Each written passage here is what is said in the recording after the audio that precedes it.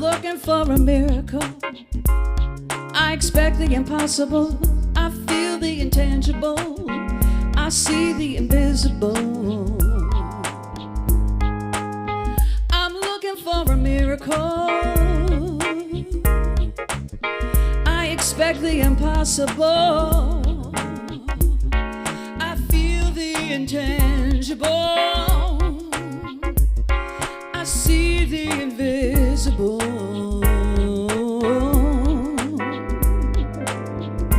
The sky is the limit to what I can have.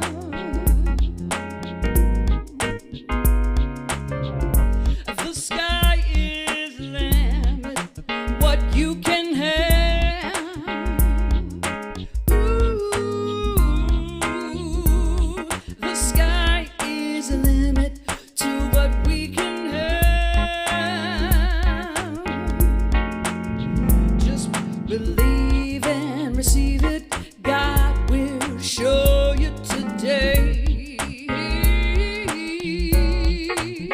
Just believe and receive it. God will show you today. I'm looking for a miracle. I expect the impossible. I feel the intangible. I see the invisible. I'm looking for a miracle. I expect the impossible. I feel the intangible. How about you? I see the invisible. The sky is a limit to what we can have. Amen. The sky is a limit to what we can have. Ooh, the sky is a limit to what we can have.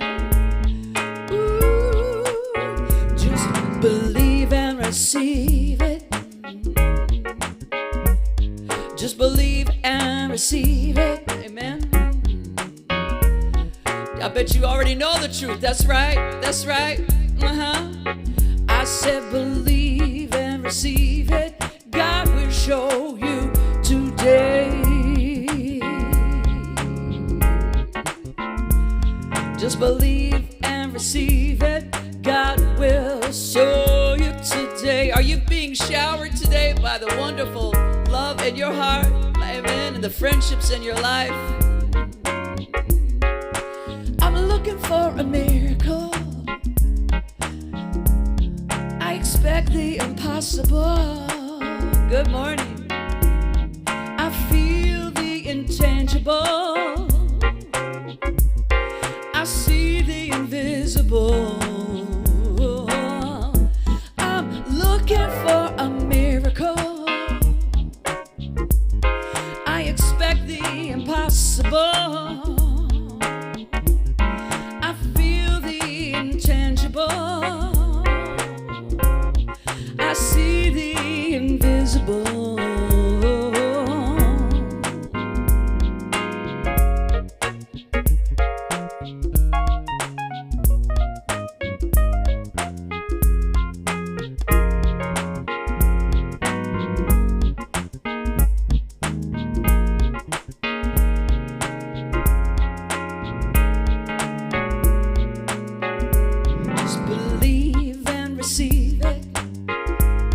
Yeah, just believe and receive it.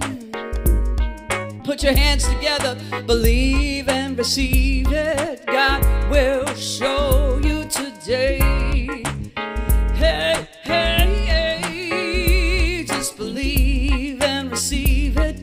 God will show you today. Yes, yes, yes, yes. Oh, believe what you believe in today. Believe. I know you're feeling love today. Believe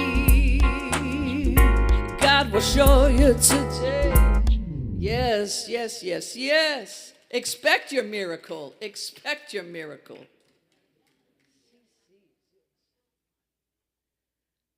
Such a beautiful day in our beautiful city among our beautiful people and at home. Welcome, welcome everyone.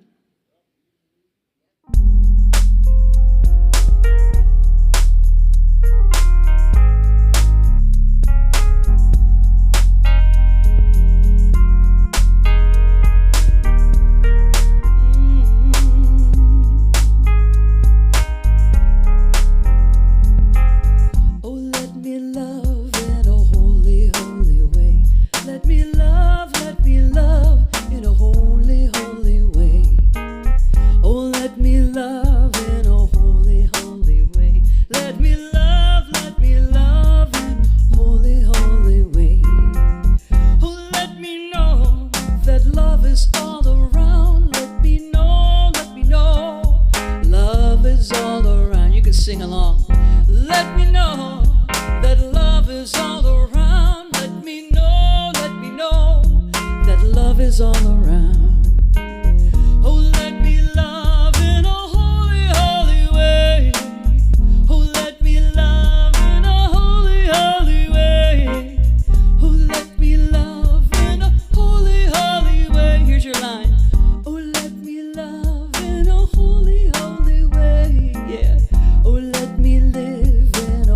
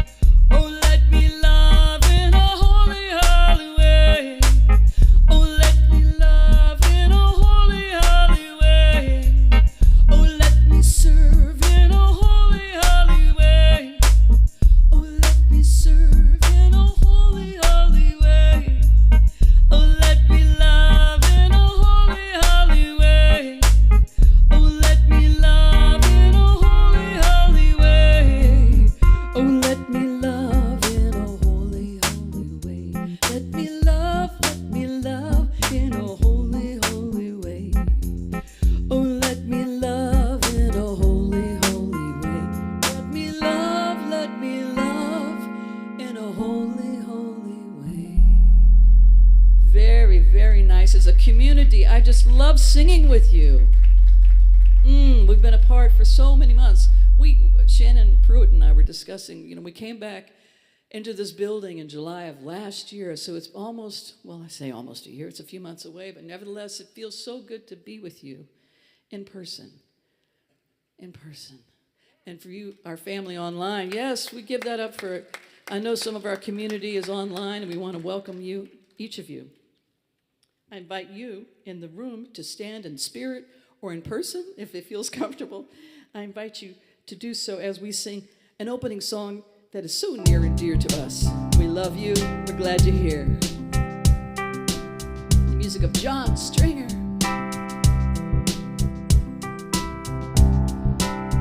There is a space in my heart where I can find the truth. I find me in you, a truth beyond what you may see now. But when we are one, we bring more good about. No matter who, what you call yourself, or where you come from, there is a space in this world with open arms right now. Welcome to love, welcome to peace, welcome to our community. Be who you are, let your light shine. We're so much more when we unite. You can look around the room and say, you are welcome here. You are welcome here. See with new eyes, allow an unfold embrace and let go. Trust the flow. There's a freedom in love when you follow your heart. Together we are stronger than we could ever be apart. No matter who or what you call yourself, or where you come from, there is a place in this world with open arms right now. Welcome to love, welcome to peace, welcome to our community. Be who you are, let your light shine. We're so much more when we unite. You are welcome here. You are welcome here.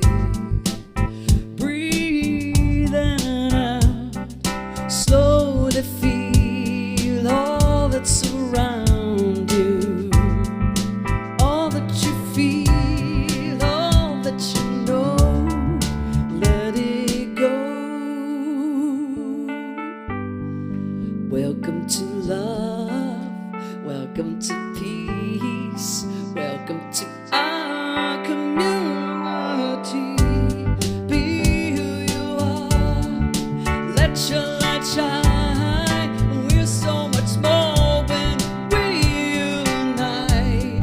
You are, look around the room now, you welcome here, Love is welcome here. We love you online. Peace is welcome here.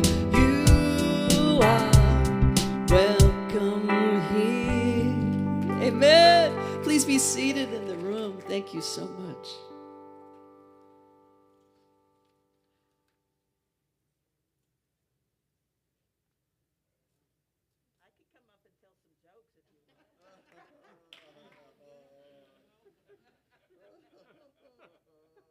Careful, Ellen's threatening to come up and tell a few jokes. Good morning, SLCA. My name is Al Shellman, and I probably serve as a licensed practitioner here at the Spiritual Living Center of Atlanta. We are a center that educates and engages the seeker on their spiritual path. As a member of the global movement, Centers for Spiritual Living. Our mission is to provide spiritual tools for personal and global transformation. Our purpose is to awaken humanity to its spiritual magnificence, and our vision is a world that works for everyone. Whether it is your first time, you are watching from home, or you are a member, SLCA is where you belong. We are grateful for your presence this morning.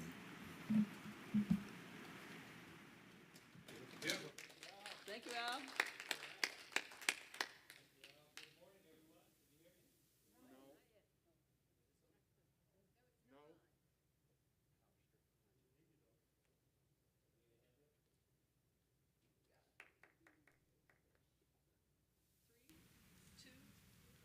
Try it again. There we go. Hey, we're plugged in.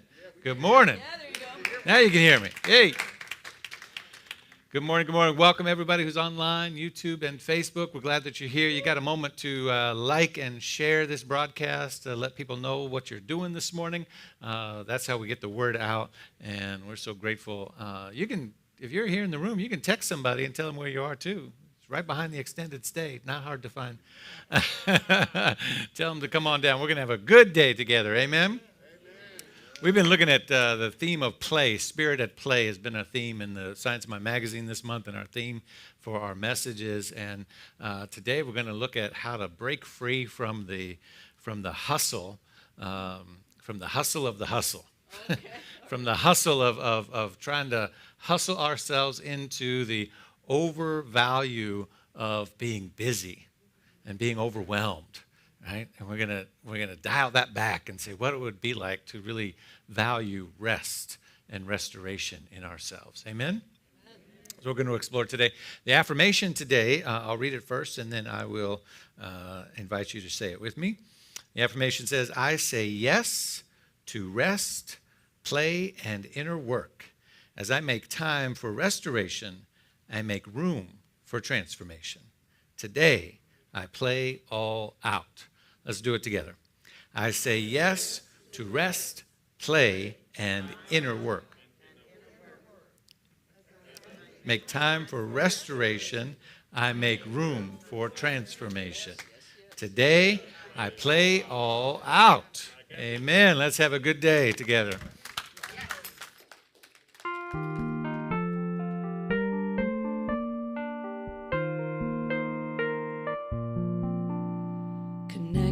Grow, serve, and give, living life where you belong. Connect, grow, serve, and give, loving everyone. You belong. You belong. Oh, thank you, P.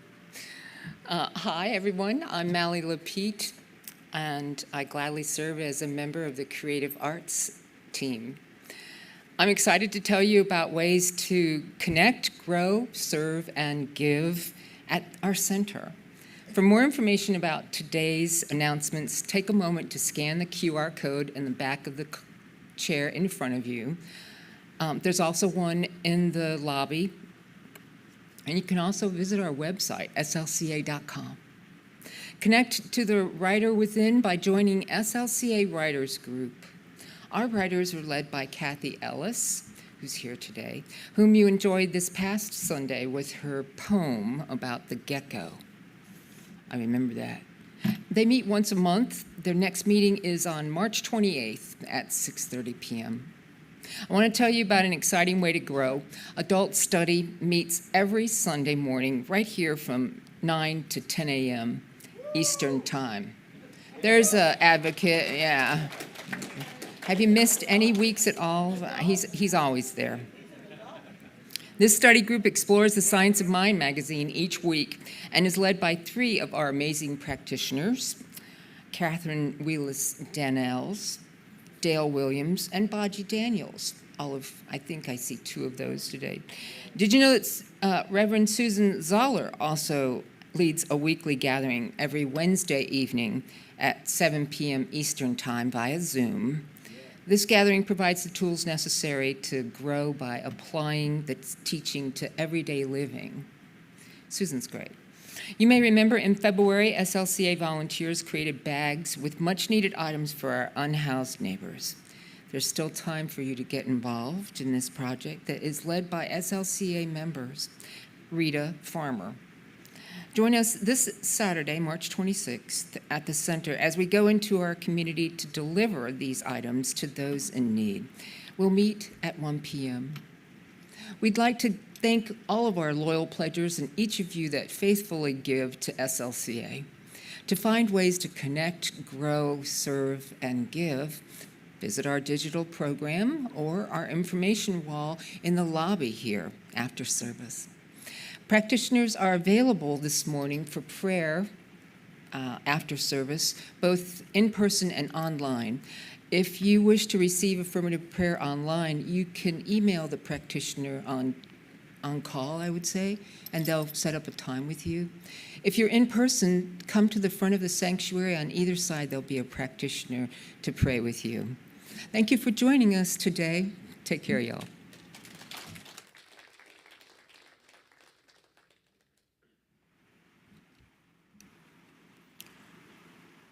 Now, this is the time where we go within and acknowledge the presence, the one power, one spirit,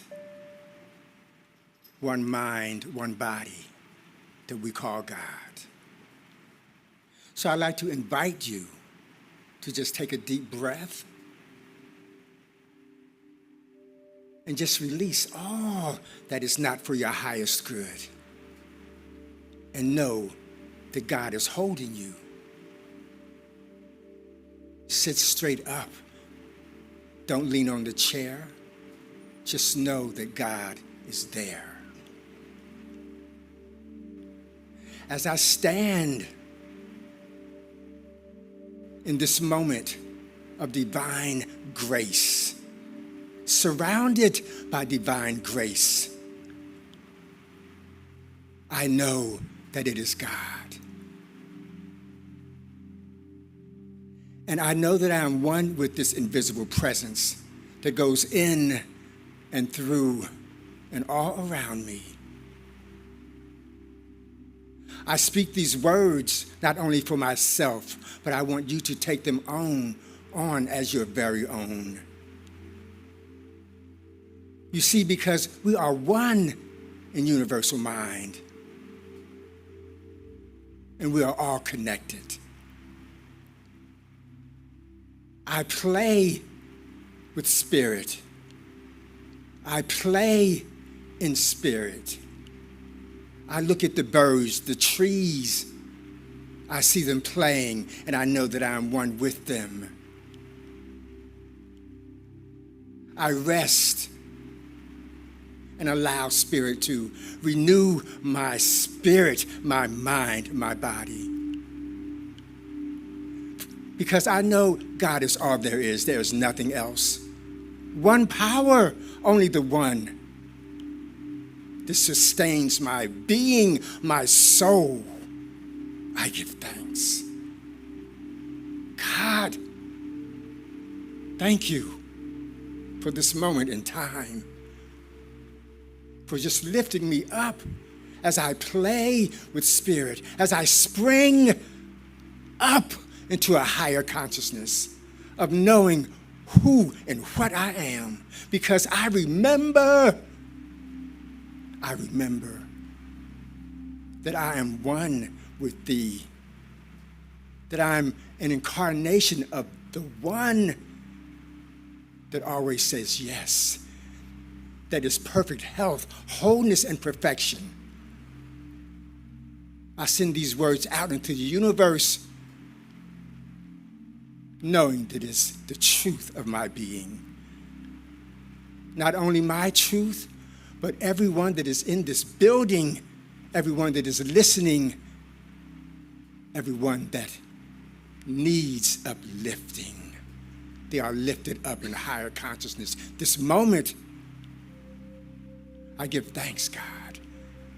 I'm so grateful for this place. for these practitioners that sends out treatments and prayers and lifts up the universe, lifts up people in need. I give thanks, God. For I am a living demonstration of life itself. And I go forth knowing that this is the truth for everyone. God, thank you. I have spoken these words with authority, purpose, authority, conviction. And I say thank you, Father. I give these words to universal law. Know it is done now and forevermore. And I ask you to join with me by solidifying these words by saying, and so it is.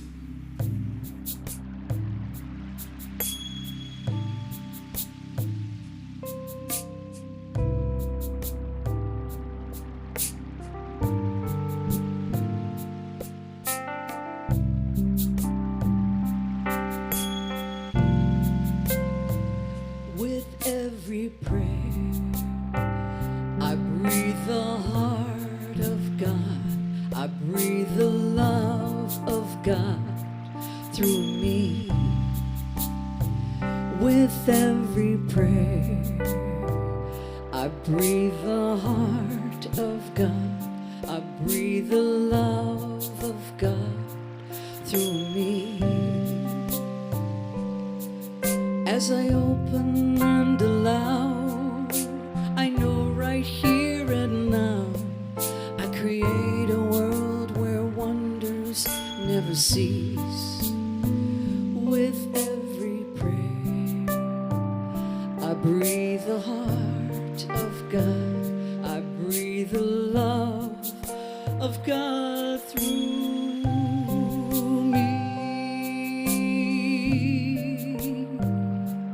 Through me.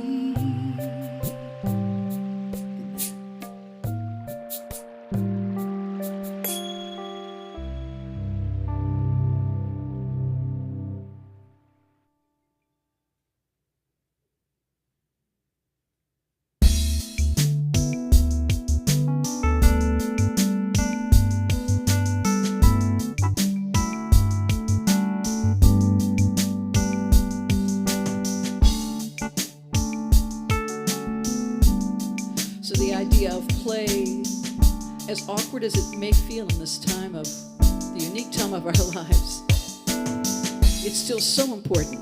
I came across this song by Gil Scott-Heron and I said he would know the way. Yeah, he did. I'm gonna take myself a piece of sunshine, paint it all over my sky.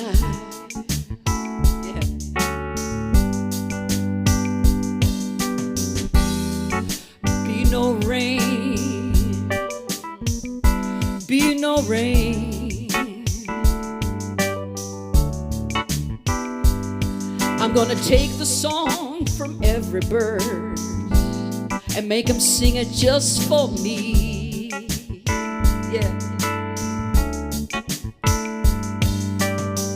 Birds got something to teach us all about being free.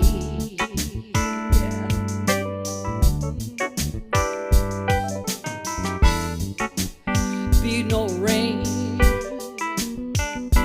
be no rain. And I think I'll call it morning, Sunday morning, from now on.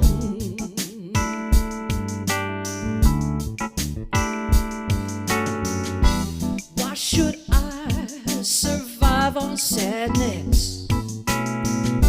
Tell myself I've got to be alone.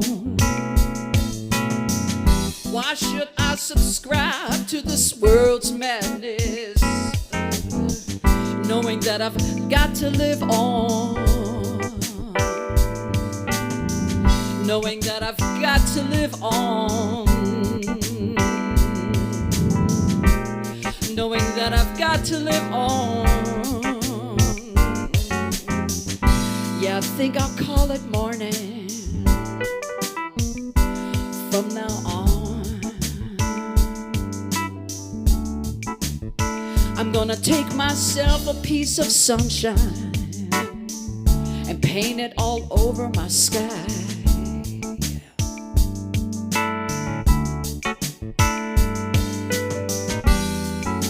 Be no rain, be no rain.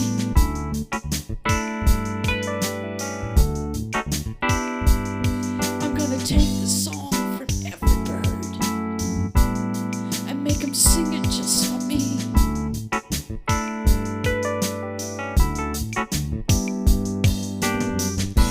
Why should I hang my head? Why should I let the tears fall from my eyes when I've seen everything it is to see? I know there ain't no sense in crying. I know there ain't no sense in crying. I think I'll call it morning from now on.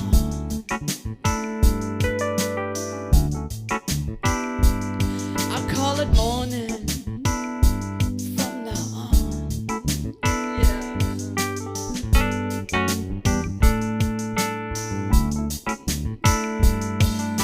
And Brother Al, we're gonna wish you a happy birthday, man. Al Sherman, yeah. From now on, and to our family, each of you in these seats this morning, you are so loved by our community. And online, we love you so much. So stay in touch and express your love in the morning. Be light in this crazy world. Be light.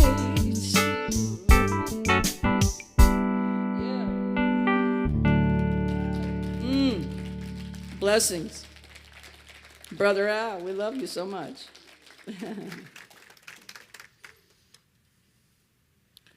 Beautiful. Yes, indeed. Happy birthday, Brother Al. Yes. Amen. Good morning, everyone. So great. Come on, let's try that again. Good morning, everyone. First day of spring. There we go. Can't even hear them online. Yes. Good morning. Good morning. We're so grateful that you're here. It's a great day to be together. The title today is Play All Out.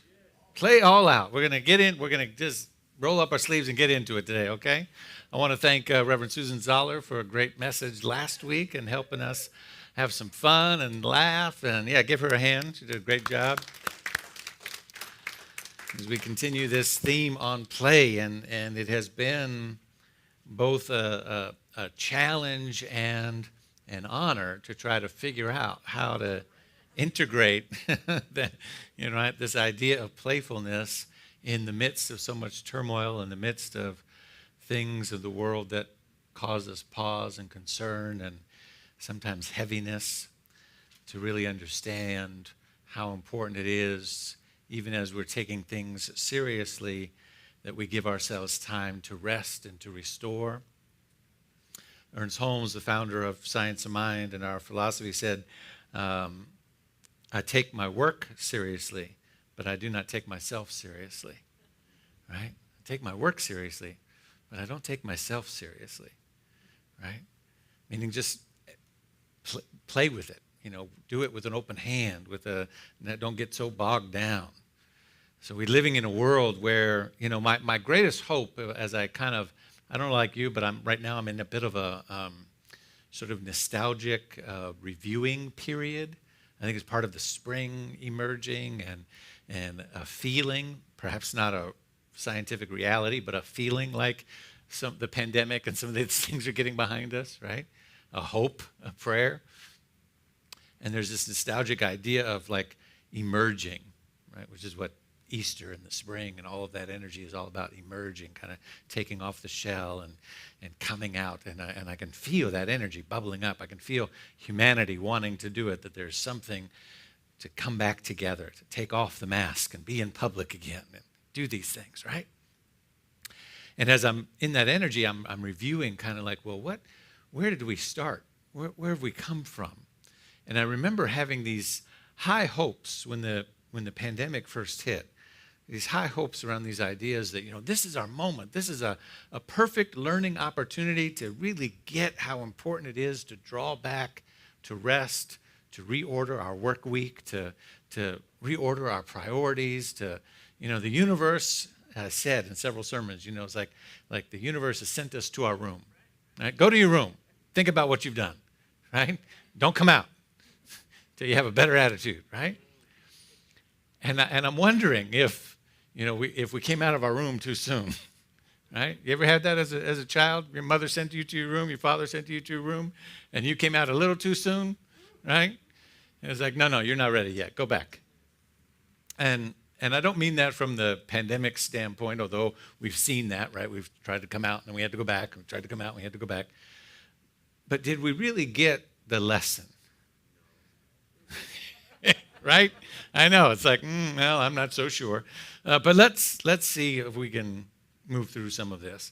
Because one of the things I was hoping that would fall away was this overemphasis, particularly in our Western culture, of the drive of work, right? The overvalue, the over-glorification of being overworked and busyness, right? The mantra, I'll rest when I'm dead, right? Anybody ever say that? Right? I'll rest. The hustle. Right? And I know in Atlanta there's more people here that this is not just about industry and corporation world, because there's more people here in the gig work, the gig business, working for themselves. But even there you have the hustle. Right? You got to get out there. You got to hustle. You got to get that TikTok video that gets the million hits. You got to do the thing and do the, and it's this constant, and there's no time off in the hustle. And I wonder if I had really hoped that some of that would fall away and we'd repackage ourselves and reorient ourselves to the world around us. And as I drive down 85 on the weekdays, I'm not sure that that's happened. It seems more jammed and packed than it's ever been, right? And we're right back into the hustle again. So we're going to try to explore that a little bit today. Ernest Holmes says in our Declaration of Principles, he says, we believe in the unity of all life, that the highest God and the innermost God is one God. And we believe in the direct revelation of truth through the intuitive spiritual nature, and that anyone may become a revealer of truth who lives in close contact with the indwelling God. I just added this morning, so I don't have a slide for you for it. I'll say it again. We believe in the direct revelation of truth through our intuitive and spiritual nature, and that anyone may become a revealer of truth who lives in close contact with the indwelling God.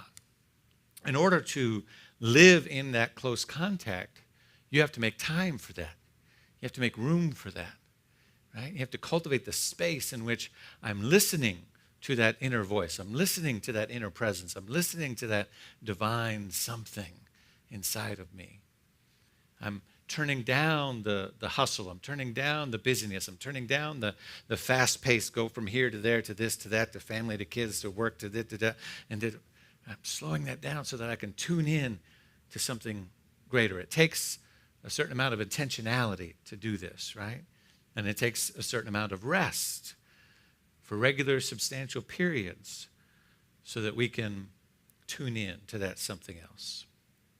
Rest is needed for our bodies. It's essential for a certain quality of life. All faith traditions talk about the power of restoration. Christianity, Judaism, Islam, Buddhism, Baha'i, they all, and many more, they all have some aspect of the divine resting and the restorative nature. It's built into the biology of who we are, right? Doctors tell us that rest reduces stress and allows the body to heal. Artists tell us that rest allows us to connect to our inner creativity and to problem-solving capacities. Researchers are saying now that extended periods of rest, extended periods, 12 to 24 hours at a time straight, at least once per month. I'm going to say that all again because I know somebody needs to write it down. 12 to 20, it might be me. 12 to 24 hours straight, at least once a month. That's the definition from a research standpoint of extended periods of rest, give us time to dig in to the delight and the wonder of life, to dig in, to have time with friends, to have sweet periods of meditation and self-reflection, time to listen, that is what they say is necessary for the restorative nature of our well-being. And there's no question today that we could all use more rest. Anybody here just getting more than enough rest? Or you're just, I don't see any hands up. Right? We could all use more rest, but in our frenzied Western culture, we say that we don't have time for it. We say that we have to catch up. We say that we need to get ahead. We say that we fall into what is called the cult of the hustle. Trying to counter our belief in lack. Well, I'm going to say that again. Rushing around trying to counter our belief in lack. Trying to get something from somebody. Or trying to get enough experience. Trying to get enough extra income. Trying to get enough likes, enough hits, enough visibility, enough this, enough that, whatever it is, right? Trying to get high enough up in that corporate ladder. Trying to work. There's always more than enough. We know that the belief in lack is a false. We know that when we truly get down and allow ourselves permission to get out of the busyness, out of the frenzy, that we can expand into a greater truth of self. But we say that we're too busy. We're too busy to heal damaged relationships, too busy to have difficult conversations, too busy to devote enough energy to do the inner work, too busy to self-reflect, too busy. And why is it that we hide so much from rest? Because in rest, we can truly see who we are. Woo! Come on. Why do we hide so much? Why do we fill it up? We fill it up with scrolling on our phones. We fill it up with putting stuff in our mouth. We fill it up from driving from here to there. We fill it up with all of these different things. Why do we fill it up? Those things, as we saw in the beginning of the pandemic, without all of those things, suddenly we come face to face with ourselves. Brene Brown says, this is why Brene Brown says, it takes courage to say yes to rest. It takes courage to say yes to rest and play in a culture where exhaustion is seen, right? Oh, I'm just so tired. Right? We say that to people. Oh, just working so hard. Oh, I'm just so tired. Oh, I'm just this. Like it's a badge of courage. It's a badge of bravery. It's a badge. Oh, yeah, you must be doing it right then. Right? Right? Because you know your friends, you know whoever you say that to, they're going to be like, oh, yeah, good for you, right? What if the next time you said, oh, I'm just so tired. I'm just, just working, doing this, going there. What if they just, metaphorically, upside the head, be like, stop it. What are you doing? That's not how you do it, right? Metaphorically, Bernard. Don't actually. Right? Because it's not productive, right? Exhaustion is not a value. But in our hustle culture, it has become so. Let me today. There's no such thing as 110%. There's no such thing. Stop trying to give 110%. You can't. You've got 100. That's all you've got. When you give 110%, you're taking away responsibility from somebody else. You're taking away responsibility from somebody else. And when you don't give 100%, your responsibility. Less than 100 is a lack of responsibility. Over 100 is stealing somebody else's responsibility. Stop it. 100% is all you 100%. And then clock out. Clock out. Right? Say, oh, no, but I got to do this. I got to do the extra. Everybody's got a side hustle. Everybody's going to try to get that side gig going. I understand. But here's the thing, right? This hustle don't take breaks. Hustles don't sleep. You got to do, there's T-shirts. There's all kinds of things about working the hustle. You don't stop when you're tired. You don't stop when you're done. You got to get through. You got to do this. And what this does over and over and over again is this creates a utilitarian can do. And that damages our humanity. It erodes our capacity for compassion, capacity for feeling, for inner work and processing, grief, right? That's not the one I want. Stay right there for a minute.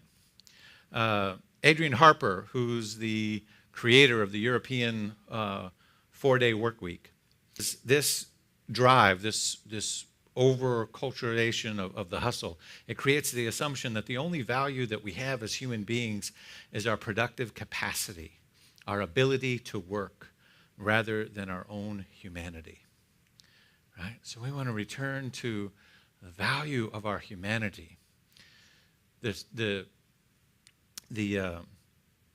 value schedule, or the reward schedule that the hustle and Western culture drives on, plays exactly like the lottery.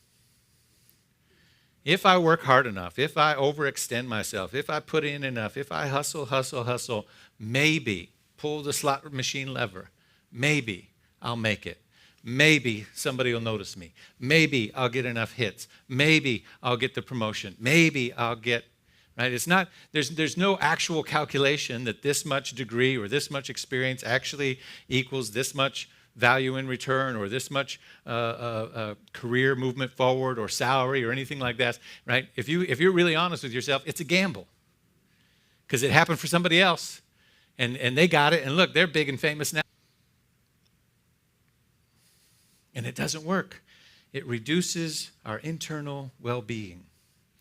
I really thought that we'd begin to shift out of that with COVID-19, but I think we've kind of doubled down on it. I know I did, right? Everybody went home, right? The streets were clear. But guess what? In ministry, there's this thing. I call it the law of Sundays. I always tell it when I'm doing graduations or ordination ceremonies. We have a thing in ministry. It's called the law of Sundays. You know what the law of Sundays is? Sunday comes 7 days after Sunday. That's the law, right? It doesn't matter if you're sick. It doesn't matter if the kids need this. It doesn't matter if there's a pandemic. It doesn't matter if the internet's not working. It doesn't matter if you can't find the book. Sunday comes 7 days after Sunday. Got to be ready, no matter what. And year after year, month after month, that can grind and wear if you don't have the support system in place to take care, right? So we all went home, but we doubled down at SLCA. I know I did. I tried to figure out, well, now how do we get online? How do we do this? How do we keep people engaged? How do we make sure we're communicating enough? Now I got to do more, right? And I get up, I take my son to work, I go home in my own house, go downstairs, and start working, right? And instead of taking a walk or walking the dog or doing something else to take care of myself, I doubled down because I was like, oh, now I got to focus. Now they can't see me. So now I got to make sure I got to prove myself that they know I'm really working. What's he doing at home anyway? Right? I'm going to tell on myself today. So how is it for you? How have you gotten into the hustle? What we want to do is shift. What I want to talk to us today about is shifting out of the hustle into a new kind of play, to play all out. Are you ready for that? Let me give you some tips, first of all, if you feel in any way in your life that you're stuck in the hustle culture. Number one, start with your awareness.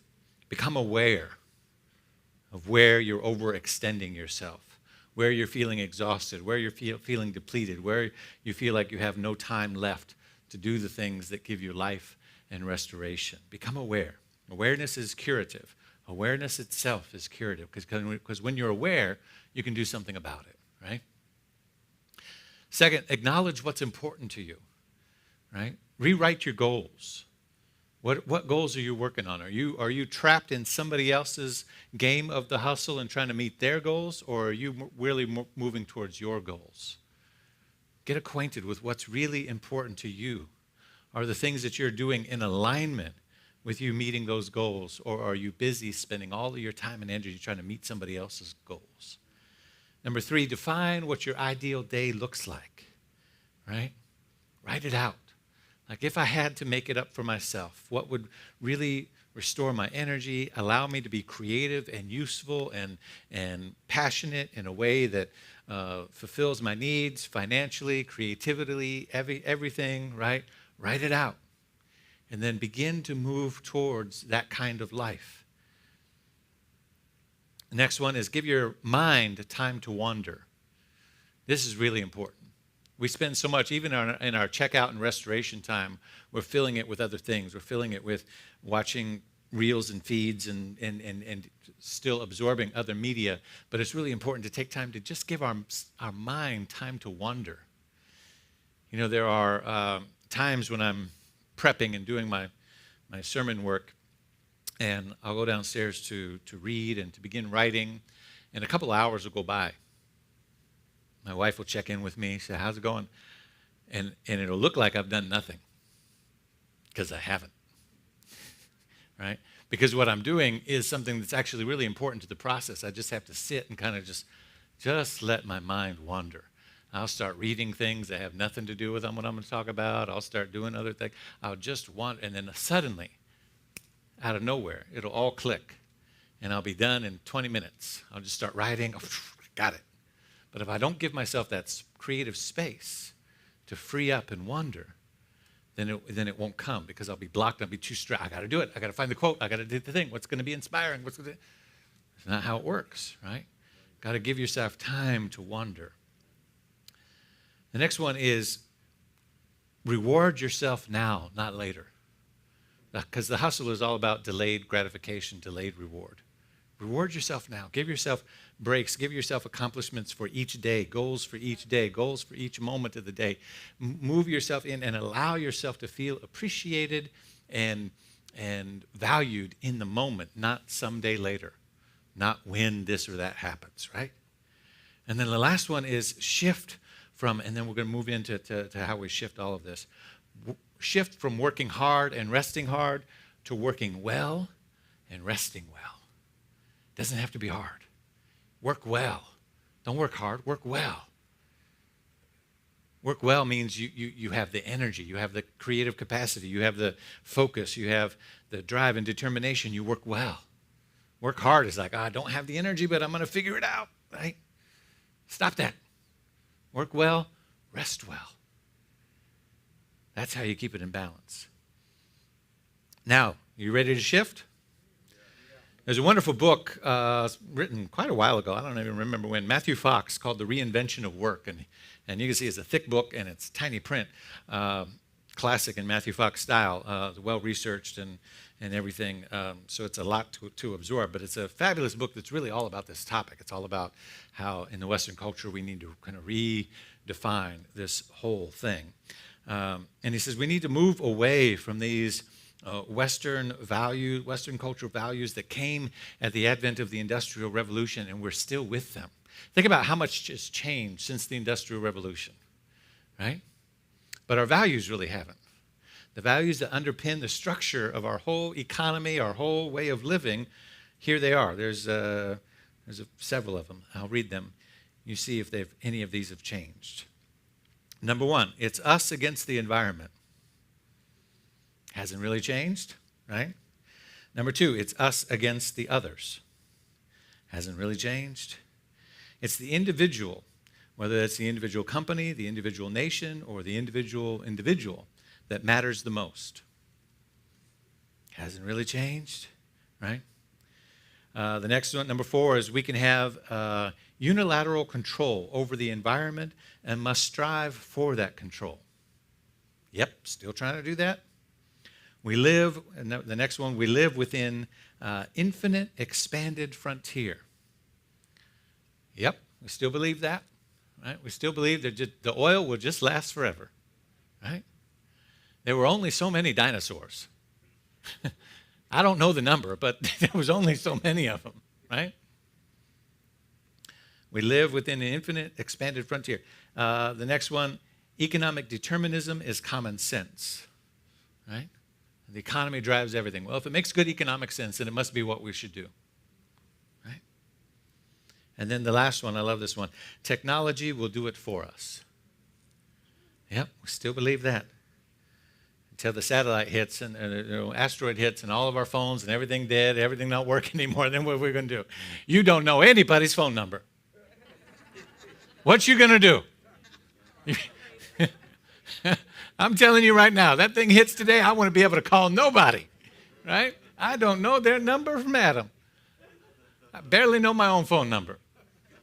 I just know that's number 2. That's that face. That's that. Oh, but we're going to shift. Somebody say shift. Shift. Holy shift. Let's shift out of it. Matthew Fox says the universe is a sacrament. The universe is a sacrament. And this stands at the heart of the shift that we want to create. The universe is a sacrament. All of its work is sacramental. Every creature in it is an expression of the divine, a logos, the divine word. There is no unemployment in the universe, except, of course, where humans have been mesmerized by machinery, have put each other out of work by shutting down our capacity for inner work and therefore our potential for real work in our communities. Think of it. There is no galaxy that's out of work, no ocean, no star, no atom, no porpoise, no tree, no blade of grass. They're all working. And though they are working first and foremost inwardly. No creature, he says from Meister Eckhart, I'll get back to that one. Oh, I'm going to have the one from Meister Eckhart. Never mind.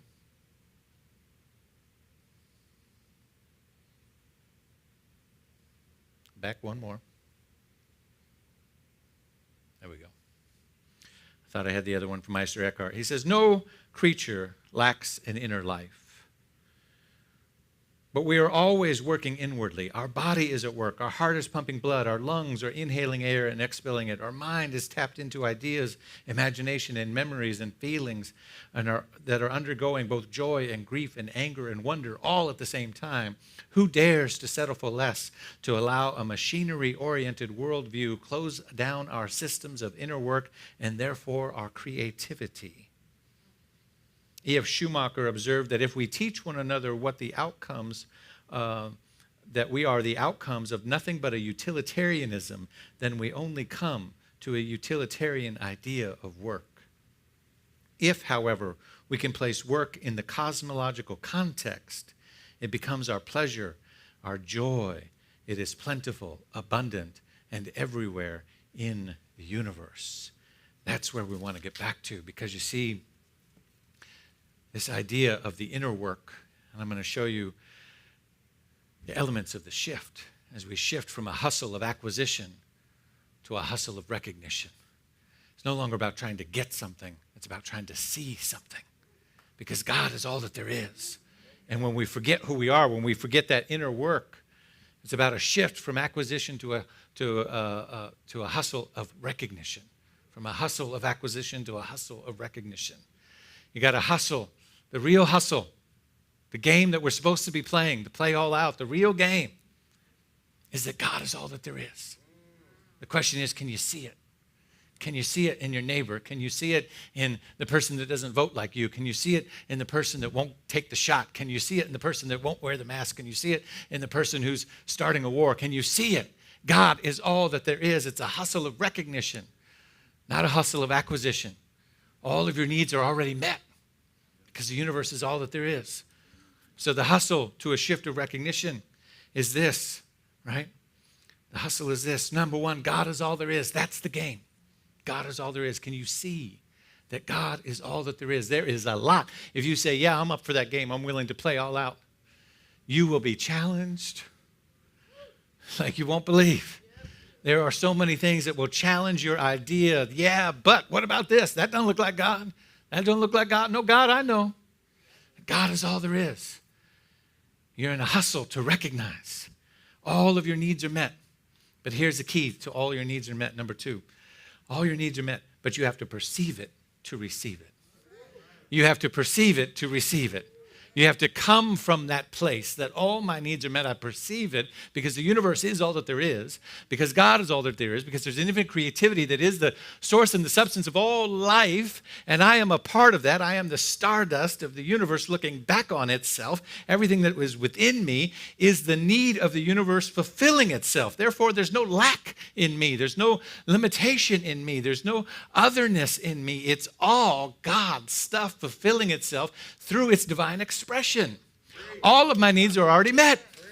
I perceive it, and then I begin to receive it because it begins to show up because I've set the mental template for it to reveal itself to me, you see. So then you get into number 3, you begin to give from wholeness. You're not giving from exhaustion. You're not giving from lack. You're not giving from expectation. You're not giving from demands. You're not giving from all of those places, right? You're giving from wholeness. You start each day saying, where is it within me that I feel a sense of wholeness? Where is it that I feel rest and restoration? I feel, I can breathe into that. Yes, I'm alive and well. All of my needs are met from this place. Then I step out the door from this awareness to serve the world in the way that I'm called to serve the world, whether it's serving coffee or it's picking up trash or it's making big decisions at a corporation, or it's doing your own creative work, or it's making the next video, or it's doing whatever it is, right? You serve from wholeness, give from wholeness, and watch the universe return to you wholeness. Because the universe will give to you what you first give to it. If you give it lack and limitation, if you give it struggle, if you give it, I'm just trying to make it. God, today I'm just trying to make it. God, I'm just trying to get up enough energy to make it through. Then the universe will say, okay, then I'll give you more energy from which you got to struggle and mud and drag your feet through, because that's where you're giving from. So I'll meet you where you're at. See, we've been playing the hustle all wrong. We think that's the game. We think that's the hustle. Struggle and strife and pull ourselves through and get up enough energy just to make it another day, and maybe I can squeeze out enough pennies to take a vacation someday. No, you're playing the game wrong. The hustle is the hustle of recognition. God is all there is. Can you see it? Can you know that your needs are met? Can you give from wholeness? Can you commit to the inner work? This is where rest and restoration comes in. Can you give from inner, can you do the inner work, which means to be acquainted with all of your feelings, to be acquainted with the grief, to be acquainted with the joy, to be acquainted with the exaltation, to be acquainted with the anger and the frustration. Why? Because when we're acquainted with all of that stuff, guess what happens? Creativity is the result.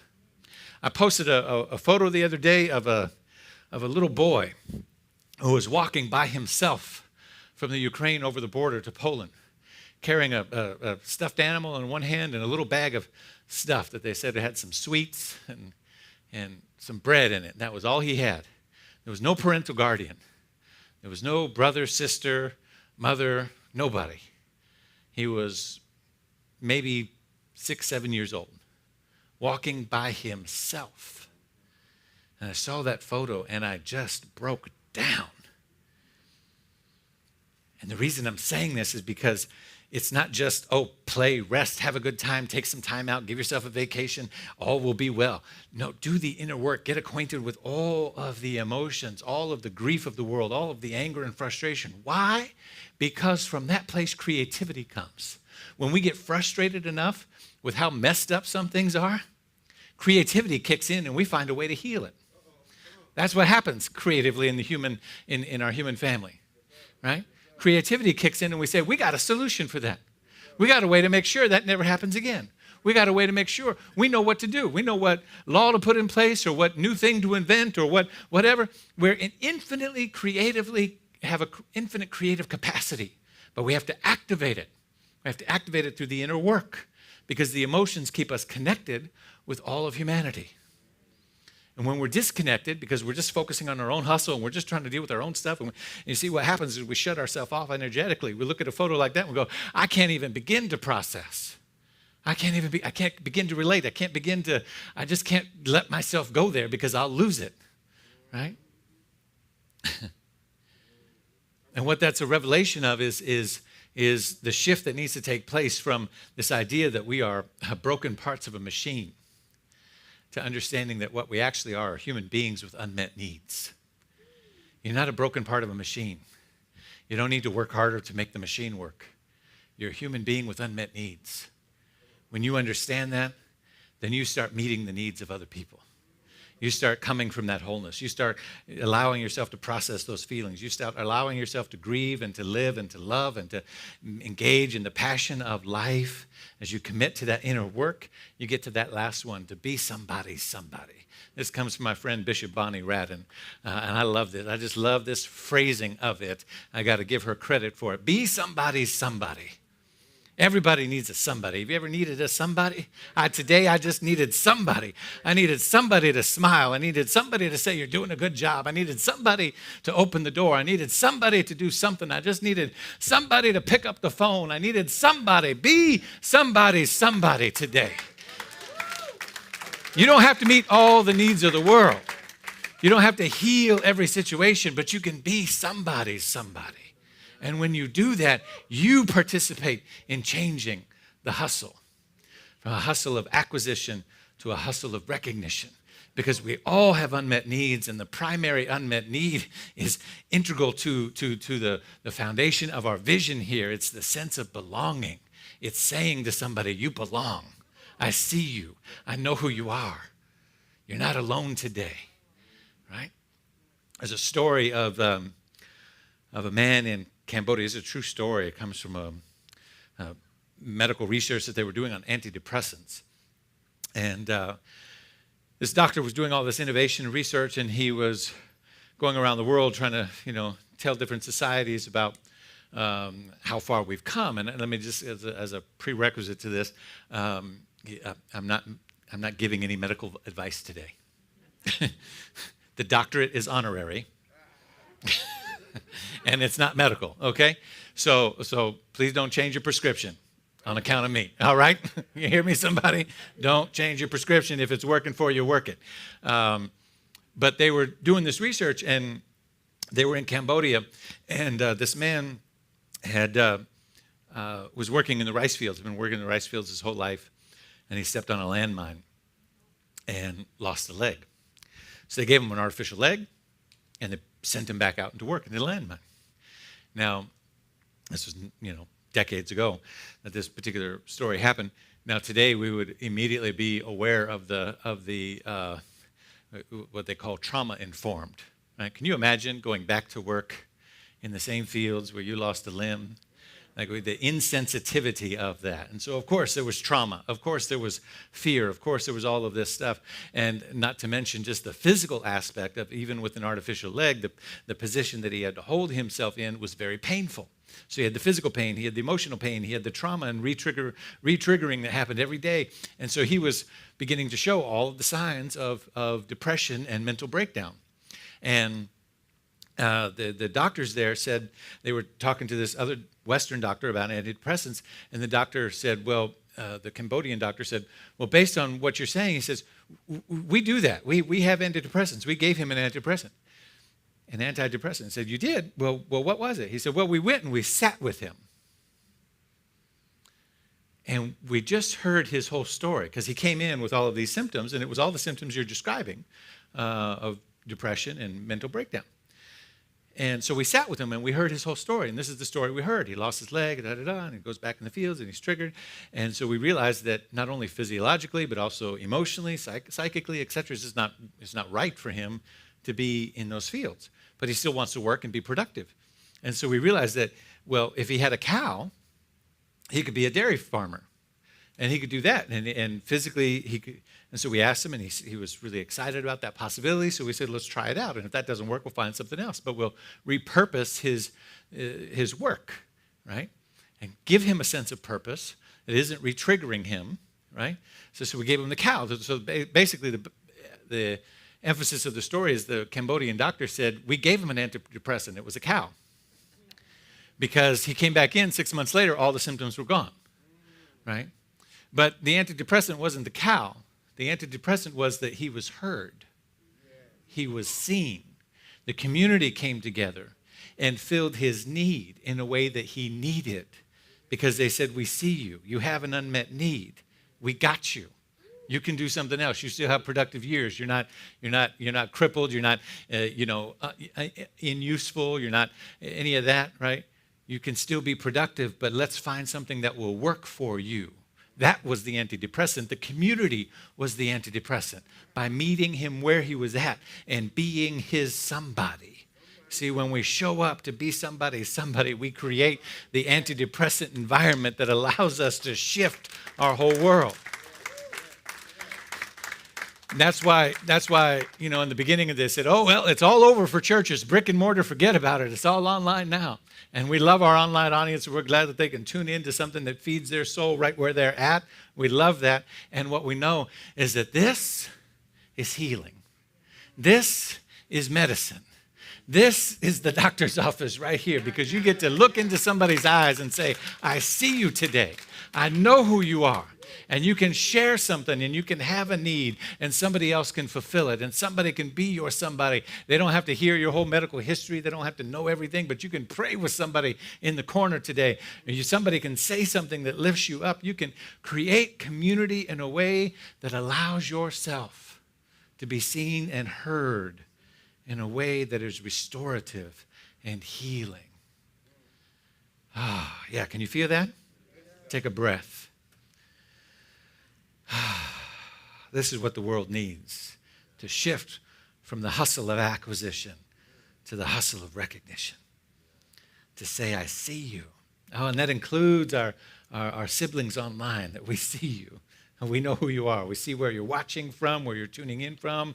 We see and value that you have taken time out of your day to sit down in a restful and restorative place, and to tune into this broadcast, to tune into this message. And we know that what we're doing here in this room extends all the way out to where you are. Yes. We create a virtual network of care and community that doesn't know boundaries. It doesn't know walls and borders and city boundaries or any state boundaries or lines. It doesn't know any of that, because Spirit has no boundaries. Spirit is the essence of all that there is. God is all that there is. And we're willing to shift into a play of recognition, to play the game all out, to say, my goal today is to see God everywhere. Oh, I know that I'm going to be challenged. I know that it's going to be difficult in some places. I know I may not even succeed everywhere, but I'm going to give it a shot anyway. I'm going to know that my needs are already met in the universe, because God is all that there is. I'm going to give from that place of wholeness. I'm going to give myself permission to take time for rest and restoration, knowing that as I do so, I make room for my own transformation.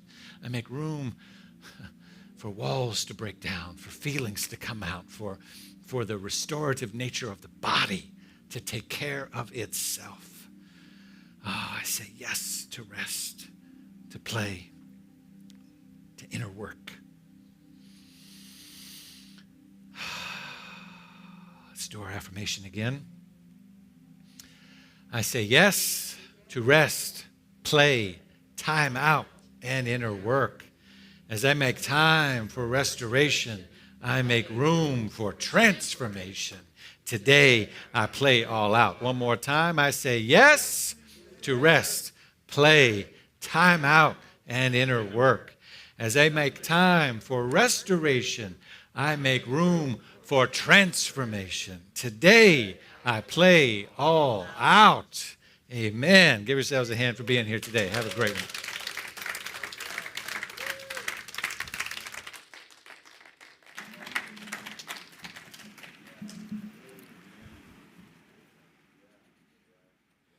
Well, let's just give Reverend David another hand for that message. We're so grateful for you. So now it is time to acknowledge our first-time visitors. If this is your first time at SLCA, we invite you to stand so we can welcome you. Wonderful. Our ushers are handing you a gift just for you. Please join a welcome ambassador for fellowship in the lobby following service. Thank you for choosing the Spiritual Living Center of Atlanta as part of your celebration today. Thank you. We welcome each of you in need of prayer to remain in the room for one-on-one prayer with a licensed practitioner. Practitioners will be available on both sides of the room. As we enter our time of grateful giving, we want to thank each of you that faithfully give to SLCA. It is because of your contributions that we continue to spread our message of oneness. If you were inspired by this message today, please consider becoming a recurring pledger or give what is on your heart today. You can conveniently give on our website, or you can text your gift to 404-800-9467. You may also give with a credit card using our digital program with the QR code displayed on the screen. If you wish to give by cash or check, our ushers will be coming through the aisles shortly to receive your contribution. Please join me in saying our grateful giving affirmation. I live in a universe of abundance. As I freely and joyfully give, I join in the divine flow, and all that I share with life returns to me multiplied abundantly. And so it is.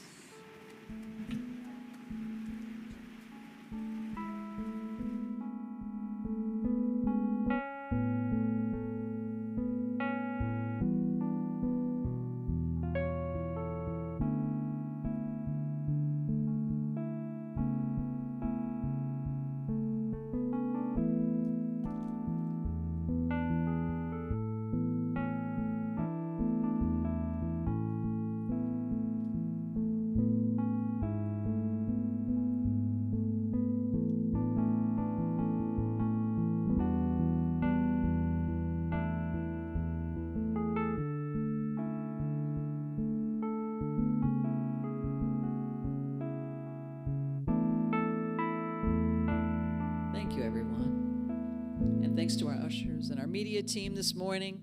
And I also want to give a special shout out to the creative arts team, the individuals present today here for our exhibit that's going on until 1 o'clock today. Would you please stand? Joy Goodman, Coco Bowie, Kathy Ellis, Burnett Sherman, Gabrielle Claiborne, Birgit Porter. Please stand.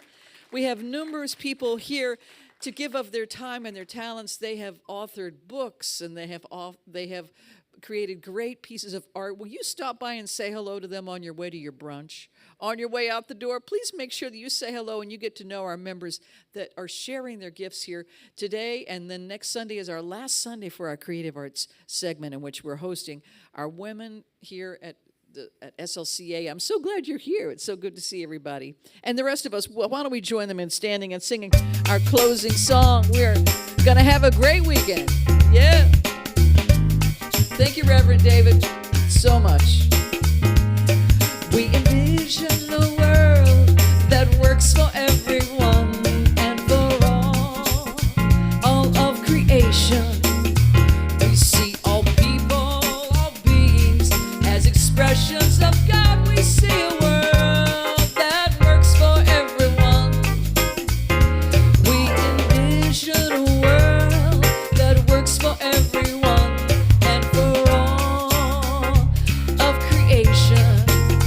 We see all people.